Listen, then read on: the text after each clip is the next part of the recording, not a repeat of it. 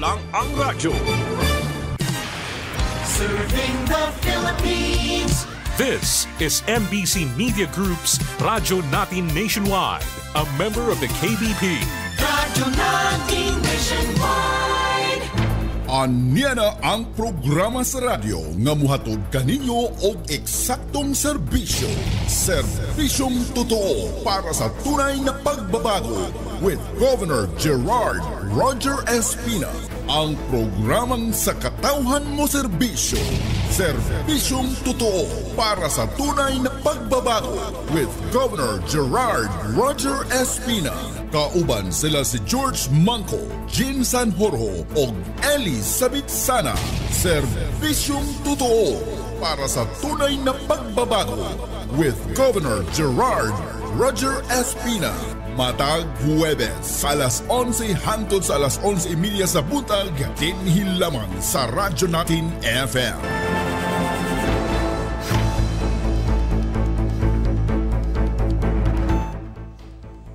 Okay mga kaigsunan, aniyan na usap kita nining atong programa tunga sa oras nga programa, serbisyong totoo para sa tunay na pagbabago with Governor Gerard Roger Espina.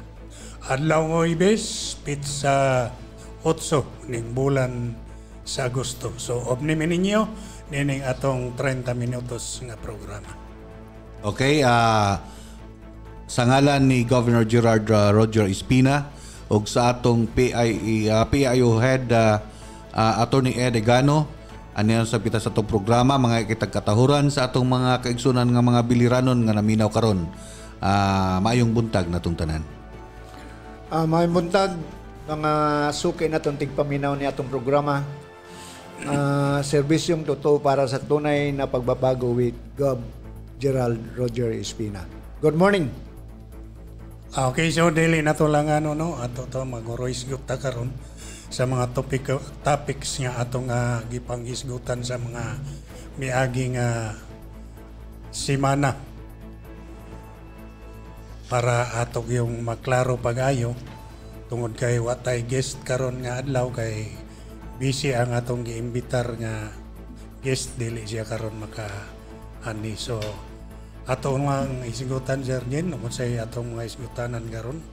Okay, siguro atong hisgutan ang kanang mga programa nga dunay mga makuhang mga benepisyo atong mga kaigsuunan nga mga biliranon, Sir George, Sir Eli. So kagahapon na nagposta sa atong gisgutan nga kanang OWA scholarship program. Ang atong mga overseas Filipino workers nga dunay mga anak nga mga college students. So doon na kitay scholarship program nga gipasiugdahan sa atong OWA ug anugon kay mga slots niini mao na nga atong gipost gahapon ang pag-agni sa atong mga kaigsuunan nga mga estudyante diha sa BEPSU aron pag-avail na ining scholarship program. In fact, daghan ang nangadto sa office sa atong provincial capital, sa atong PESO office aron mo-submit og application sa kanang OWA. And ang atong qualifications ni ini dili lang limited kay atong mga estudyante sa BEPSO, Sir George ug Sir Eli, mga nagkalain-lain ng mga lungsod, may Kalubihan, even from Samar. So basta kanang OFW ang inyong parents or ang inyong igsuon nga single nga tuwa karon sa gawas sa nasod, pwede mo maka-avail na ini nga scholarship program. So para sa atong kasayuran, duha ni ka scholarship program ang nakaron sa UWA. Kining usa atong isgutan kining ODSP. Kining ODSP ang iyang premium ani is ang iyang kuan ani is 20,000 per year. Mga kwalifikasyon ani nga scholarship, ang kadtong active usa nga qualification is active ang OWA active siya nga membro sa UWA. Kining atong OFW nga tuwa dito sa gawas, active siya o bisag niya din karon basta active pa siya base sa record, no? Maka-abil siya diini nga programa. Nya ikaduha nga requirements katong estudyante nga aplikante, kung single man siya nga mag-apply, dili siya mo lapas sa 21 anyos kung para first year pa siya nga mo apply. O kini nga scholarship, kung ma-scholar ka na sa first year, kutob ni siya pagkahuman gyud sa imong pag-eskwela. Kung naay kurso, ang imong kurso nga kuhaon kutob 5 ka tuig, so scholar ka. Scholar ka pagkaalim. Kutob sa 5 ka. Kutob nga mo graduar ka. Pila man po ikuha na ni Sir George, Sir Jean, ang iyang per semester nga ako paran sa UWA? Kuha na, pila ni sir nga ODSP is 20,000? 20,000. Yes, 20,000 pesos. Yun na, no? Usa ka kuan. So, dako na kay kinigikatabang sa atong mga kaigsunan ng mga estudyante. Daghan ang gusto mo avail ini nga program. So doon na say usa kaning kuan Sir George kaning EDSP. Aw kaning usa. EDSP. ODSP man ning usa. Na Sir George, pila man ang minimum salary sa UWA nga pwedeng makaabilan ni? Kini nga scholarship na din sila. Wala ni nato kay maklaro sa salary. Salary sa UWA. Ang imong OFW nga tuwa dito, giyatagan na tog tsansa nga makaabil aning imong beneficiary sa scholarship kung minus sa $600 ang imong sweldo. Pero kung above na sa 600, murag di na siguro makaabilan. Kuan ani kay dako na magka-sweldo. Kay namanggoy atong mga seaman nga kay merong pasok pa lang mga 350 to 500 ang monthly nila US dollar. So pwede sila mo ni sila mo ay pwede ani nga mga kinsay iyang mga anak kung daga siya ulitaw nga tuan ning abroad, pwede ang iya igsuon nga nag-eskwela. Pwede pagpamangkon. Dili na pwede ang pagpamangkon. Pwede sad nga igsuon basta single lang. Single. Kanang ulitaw o dalaga lang kuan mauray ko usa sa mga prerequisite aron maka-apply siya sa mao nga scholarship program. So si usa sa ka scholar sa bawat pamilya. Murag usa ra ka scholar para sa usa ka pamilya. Niya say usa ka scholarship kining EDSP.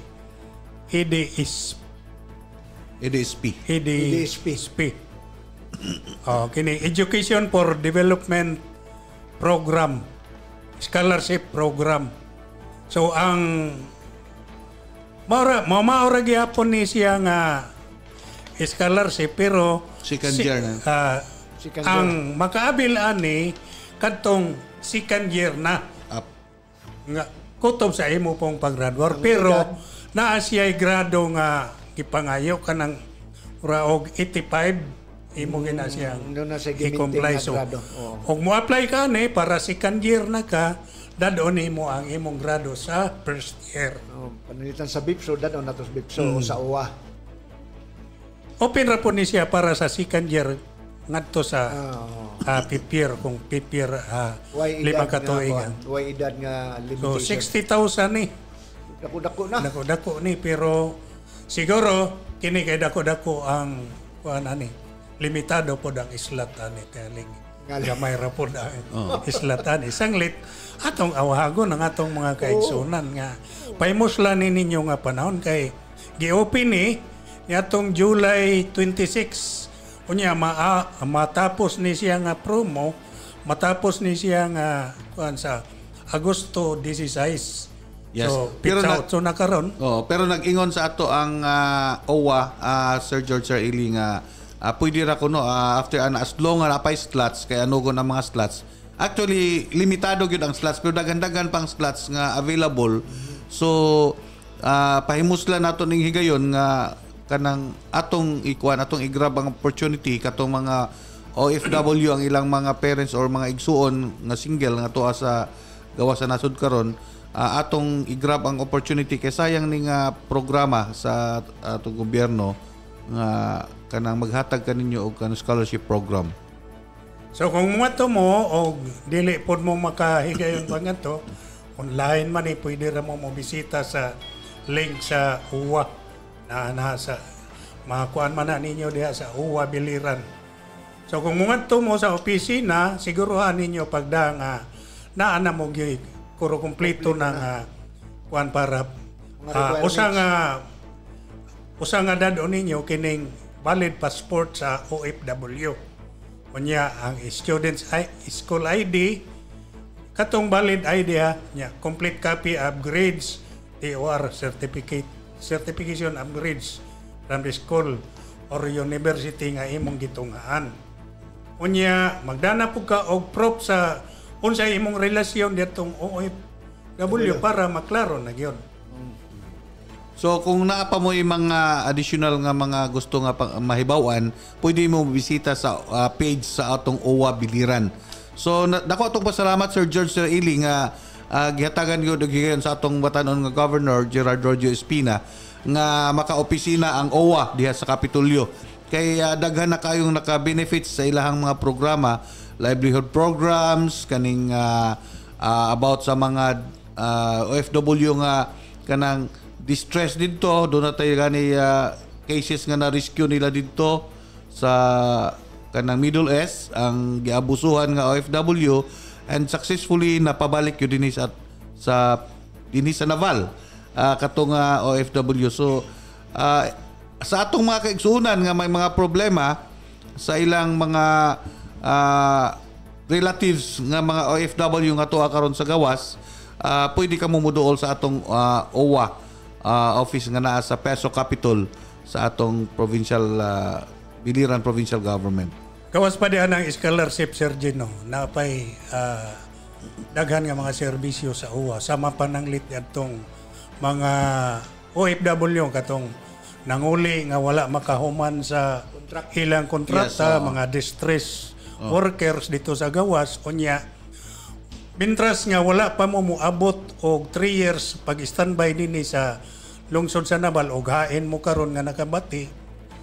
Ngadto na mo sa UWA kay kung mulapas na pod sa 3 years nga imong pag-standby, di na po ka mo qualify sa ilang mga services sama diyan ang livelihood program na sila livelihood nga para ihatag yan 20,000 10 to 20,000 nga range depende sa pag-assess nila sa kanang mga OFW. And ang coverage nila ang aning atong OWA office din sa atong provincial capital, covered nila ang Kalubian o Liti-Liti. Covered na nila ang coverage. So kung naay mga nakabati sa atong may mga amigo o mga paryente sila nga kanang gusto mo avail ning atong mga programa sa OWA, bisita lang mo sa atong provincial capital sa Peso office aron na pahimulos ka mo sa mga programa sa atong kanang OWA. Okay, mo nga to na putaglain Sir Jen. Sa pa atong Sir George, Sir Jen, ato sang great na to atong congressman nga nag-birthday. Oh, yes. So belated happy birthday sa atong congressman na Jerry Boy Espina. Kaning atong congressman Sir George Sir Eli, imbis nga nagkadakong edad nagtika bata. nagtika kuan. Birthday ra pud sa iyang mami yesterday. So belated happy birthday lang ko sa imong mami. Yes. So daghang salamat sa imong mga kanang maayo-kayo nga mga proyekto ug pagserbisyo sa atong mga Biliranon na Sir George Sir Eli. In fact daghang kaayo siya nahatagan og kalipay kay atong makigsunan sa mga kalungsuran, panghatagan og mga nebulizers. Kanang nebulizers Sir George kay hubakon sa ako hubakon sad. Dakog yung kayo gikatabang ka na kay that saves lives. So daghang na luwas nga kinabuhi kining programa sa atong congressman. Ug daw na sad siya mga katong mga masakito na gud, mga wheelchairs, mga tungkod ug uban pa nga mga assistance sa atong mga kaigsuonan. So naduna gud siya empathy sa atong mga kaigsuonang biliranon. Daghang salamat Kong Jerry Boy, and belated happy birthday. Okay, mga ito na punta sa atong isgot, ato po ng isgotan katong auction center na to nito sa Barangay Burak. Yes. Para Di ba nahisgutan na nato Sir Eli last time? Pero ato sa one week pa ganun siguro, pero kuha na daghan may midool dayon sa ato nga taga Tukdaw, and daghan ang nakuha nga baboy dito sa Tukdaw kay miana man gikuyugan nato dito sa atong OPV. Iasikaso gyud nila ilang gi-entertain, so gikuha ang ilang baboy dito, and wala murag na dispose na gagahapon man ang auction. Gikuha og Lunes every Wednesday, pero i-advance nila pagkuha kay dito bang Wednesday na kuha Lunes pa lang manguha na sila daan. So ato nang makita nato dito sa atong auction center sa Burak. Daghan kaayo Lunes pa lang, Martes daghan na kaayog mga nga stocks. Miyerkules padayon gyapon sila padayon gyapon sila og pang kuha sa mga stocks. So ato makita karon sa atong gi-flash nato sa screen nato sa atong live sa FB ang ilang gihimo nga mga kanang kalihukan dito sa auction center sa kanang Burak. So siguro kining atong auction center diya sa Barangay Burak. Murag wa na ni hunong siguro ang ilang serbisyo kay basin ba daya og pananglitan Miyerkules ang ilang kuan dito unya napay mga customer o napay mga buyer nga wala pa siya makadala ug napay mga baboy nga posible kay actually ang procedure ato lang paibaw na tong mga kaigsuonan nga naminaw karon kay didto naka-experience kay parte sa katong sa Tukdaw nitawag pagka Martes ako kay naguol kay ang ila ko nung baboy pa matimbang. So nya ang pagkaon ko no. So akong giingnan nga during sa di pa matimbang inyo ginapakanon kay wa pa man na siya matimbang. And ang pagtimbang di anang mga stocks dito nga mga baboy timbang na og naana ang buyer. So diretso na kung wa ang buyer di gyud na timbangon. In presence also of OPV officer mga in charge sa atong OPV. So kung naana ang buyer, timbangon na siya. Kung after matimbang, mao na siya ang kanang pagbayad na, bayaran na sa buyer. So mangani Sir George dito ko gapon sa OPV. Ang ila palang limit sa timbang nito at least mag-80 kilos. Mangani ningadto ko dito gapon kay ningadto ang ex-kapitan sa Hamoraon nga magpakuha sa ilang baboy po dito sa Hamoraon. Around mga 40 kuno ka heads. Nya mo to kong giingnan nga ningon pud ang taga OPB at least Lunes or Martes kuhaon para pagka Miyerkules ma-auction. Unya ang timbang nato dapat dili gyud ta mo alanganin og timbang 80 sirado kay murisiko gyud na day abot didto mahibong na uban nga mo timbang na lang og 78 79 ora day ko crush no.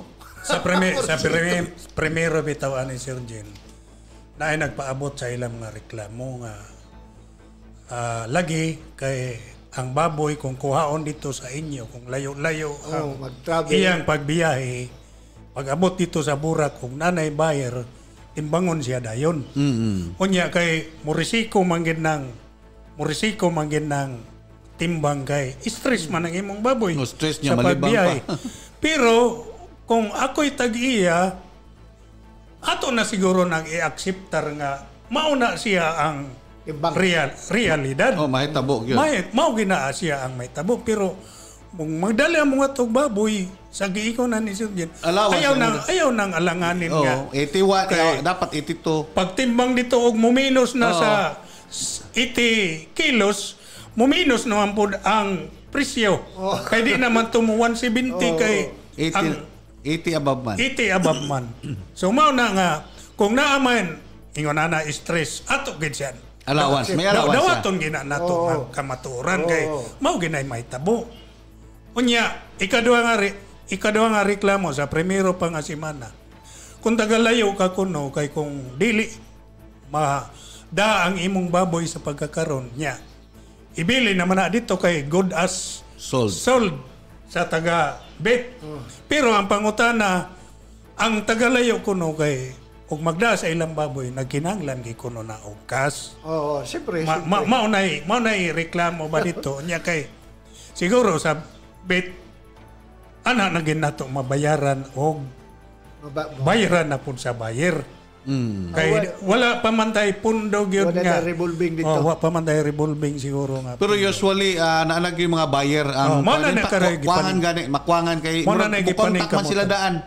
Mo kontak sila buyers daan kay moagi man gyud ang mga buyers diri sa OPV kay mga mag-permit. Kana estimate man po na nila og pila ka baboy ang ilang mabaligya diha ana nga adlaw kay ang tagiya sa baboy mo coordinate man sa ila o sa mo baligya. Yes. Mo na nga ma-estimate na nila og pila ka buok baboy. Pero dili baya kuan Sir George, dili baya basta-basta nga makasud ang truck sa buyer nga taga dito sa mainland kay i-quarantine pa sila dito sa bridge. Actually dili quarantine na alay mo Hugasan pa disinfection, sila. ay disinfection may i-disinfect. procedure ba? Sa at least nga kanang safety ang atong mga stocks. Oo. Mo sulod ang atong mga baboy. Kay dunay mga concerns sa uban katulaging dunay mga buyers nga iagi og pump boat lang dito sa backdoor nato nga area. Ito sa kaibiran ko laba nga area banda. Mauna usa sa mga concerns. I don't know kay murag nag-meeting man sila about ana basig na address na nga concern. So katong atong mga kaigsunan nga naminaw karon nga namuhi og mga baboy og nagproblema mo mga kanang buyers duo lang mo sa atong OPV aron matabangan mo niya na kay doon na natay auction center nga mo-operate lang so, as of now for the meantime every Wednesday. Pero Lunes pa lang ug Martes nag-pull out na silang mga kanang stocks para ibutang dito sa atong auction center kay kada Miyerkules man ang atong auction. So kini po nga kalihukan no programa sa atong batan-on nga governor. Nindot yan ni kayo. Tungod kay ang ato karong mga buyer, ang mga sakyanan sa atong mga buyer, dili na gid siya pwede nga mosulod pa nga rin. Mungadto sa direkta sa Farm. kay naman tay gilikayan kay ato man gipreserba ang kaning atong kita pa man mo ay pre sa kining unsa na nga ASF, African Swine Fever. ASF, oo. so mana ang giprotektaran tuara sila dito kay usa sila makasulod sa biliran, i-disinfect na sila dito sa may bridge.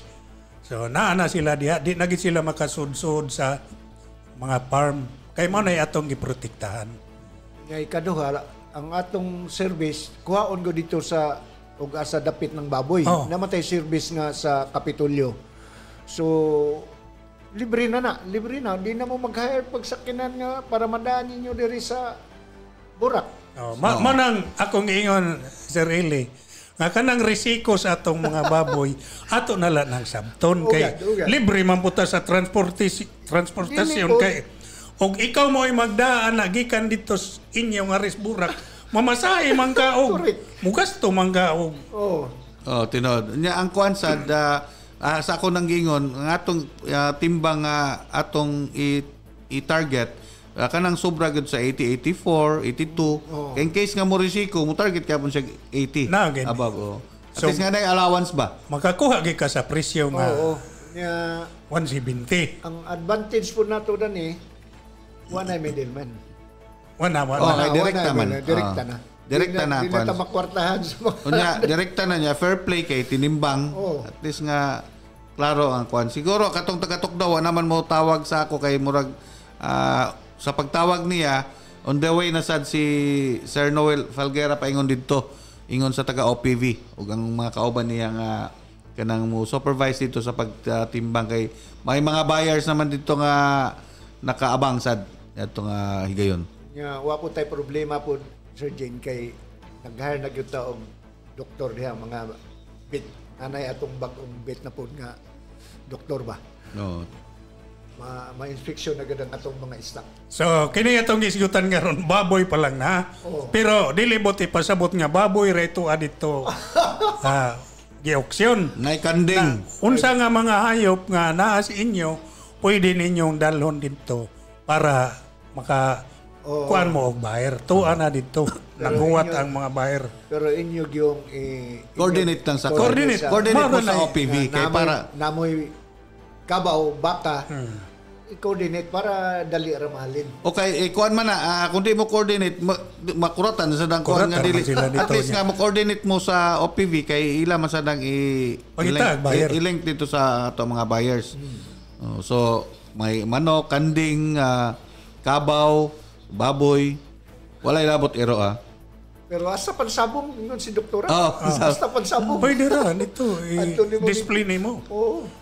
Og pila ka buok nga pansabong ang imong dalhon kay para na gani ko nga tagamilan pwede ba kuno diha magbaligya gikan sa farm pero yagi gyapon nag-disinfect nato nan sa amin ang mga hayop nga gikas gawas. Oo, disinfect yun na disinfect. Kay ang kanang sa kwansad sa mga manok delikado sa dang bird flu, avian influenza ug uban pang mga sakit nga musud sa ato diri. So ato sang giprotektahan apong local nga industry diri sa mga manok. So mo na mga kaigsunan ato lang gihangyo o giawhag ang atong mga magbababoy. So panahon na ni nato dili na ta mag hulop-hulop pagpamuhi kay nagihimuan na ta giandaman na ta sa atong provincial government nga di na ta problema sa mga buyer sa marketing sa atong mga hayop. I-plugging lang din ako Sir George Eli ang atong TESDA Provincial Training Center dito sa Larasabal na sa Luyo sa Balay Pag-asa. Doon na sila available nga training karon ang kanang Masonry NC1 available kini so katong gusto nga mo avail ni nga program ang training adto lang mo sa atong Provincial Training Center na sa Luyo sa Balay Pag-asa dito sa ato Barangay Larasabal. Pakikita lang kamo kang Sir Julius Flores. Doon na siya available nga bread and pastry nga training gyapon dito sa atong PTC. So ang mga nakabati karon kung gusto ka mo nga mo training sa TESDA adto lang kamo sa atong PTC aron na maka-avail mo aning training. Okay, so di na mapon ug nga ni nato kay napupos na sad ang atong 30 minutos nga programa. Kining inyong higala sa kanginan, Boy George Manco. Sa ngalan ni Gov. Gerard Rojo Espina og ni sa atong PIO head Attorney Ed Egano, kini inyong igsuon Jean Sanjoro, manamilit ka ninyo hantod sa sunod di kayo sa mga gyapong takna og istasyon na mayong buntag kanatong tanan. Kini si Elizabeth sana ay gyud mo kalimot pag paminaw ning atong programa kay kinanglan masayod mo sa mga kalihukan nato sa probinsya. Mayong buntag, daghang salamat. Anya na ang programa sa radyo nga muhatod kaninyo og eksaktong serbisyo. Serbisyong totoo para sa tunay na pagbabago with Governor Gerard Roger Espina. Ang programang sa katawhan mo serbisyo. Serbisyong totoo para sa tunay na pagbabago with Governor Gerard Roger Espina. Kauban sila si George Manco, Jean Sanjoro o Elizabeth Sana. Serbisyong totoo para sa tunay na pagbabago with Governor Gerard Roger Espina. Matag Huwebes, alas 11 hangtod sa alas 11:30 sa buntag, kinhi lamang sa Radyo Natin FM.